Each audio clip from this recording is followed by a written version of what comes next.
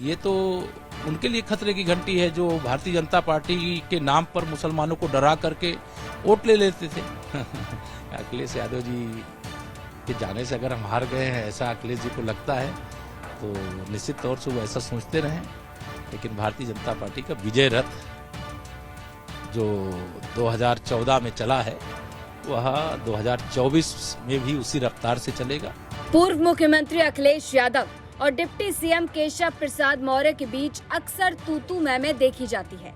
सदन हो या सड़क, दोनों एक दूसरे पर वार पलटवार करने का जरा भी मौका नहीं छोड़ते। अब यूपी नगर निकाय चुनाव में बीजेपी की बम्पर जीत के बाद केशव प्रसाद मौर्य ने अखिलेश यादव पर जमकर हमला बोला। डिप्टी सीएम केशव प्रसाद मौर्य ने निकाय चुनाव के नतीजों को लेकर अखिलेश यादव को घेर लिया।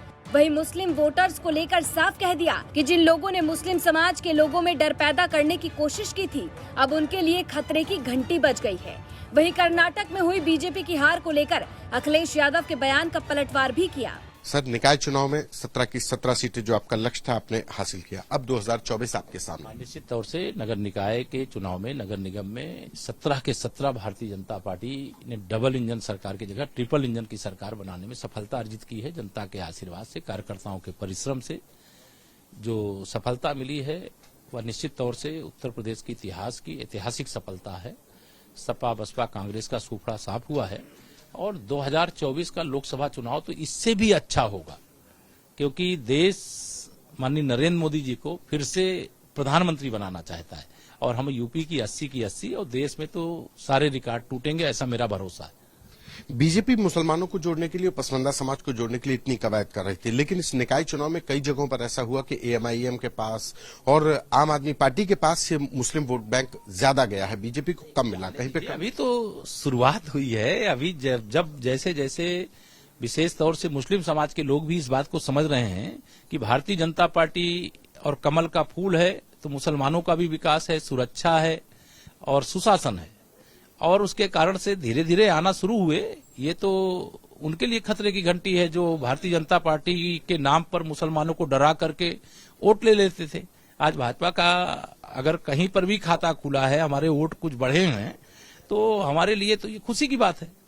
कर्नाटक की जीत से कांग्रेस कह रही है कि अभी शुरुआत हुई है, अभी 2024 में नतीजे बिल्कुल पलट जाएंगे। नहीं, मुंगेरी लाल के हसीन सपने देखने से कौन रोक सकता है। कर्नाटक में कांग्रेस की जीत हुई, इसकी बधाई है, लेकिन कांग्रेस सहित विपक्ष कर्नाटक में कांग्रेस की जीत से जैसे अहंकार का गुब्बारा फूल गया है और जनता उसकी हवा निकालेगी।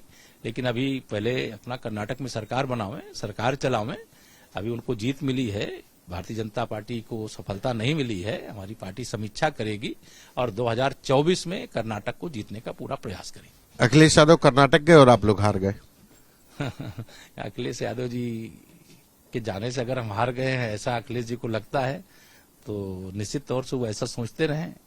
लेकिन भारतीय जनता पार्टी का विजय रथ जो 2014 में चला है, वह 2024 में भी उसी रफ्तार से चलेगा और ऐतिहासिक विजय 2024 में अर्जित करके फिर अखिलेश जी को पूरे हिंदुस्तान में घूमने के लिए कह दीजिएगा, मेरी ओर से जाके घूमें।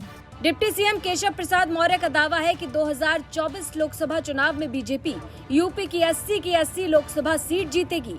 हालांकि ये तो आने वाला वक्त ही बता पाएगा कि जनता किस पर भरोसा जताती है। लखनऊ से संतोष कुमार की रिपोर्ट, यूपी तक।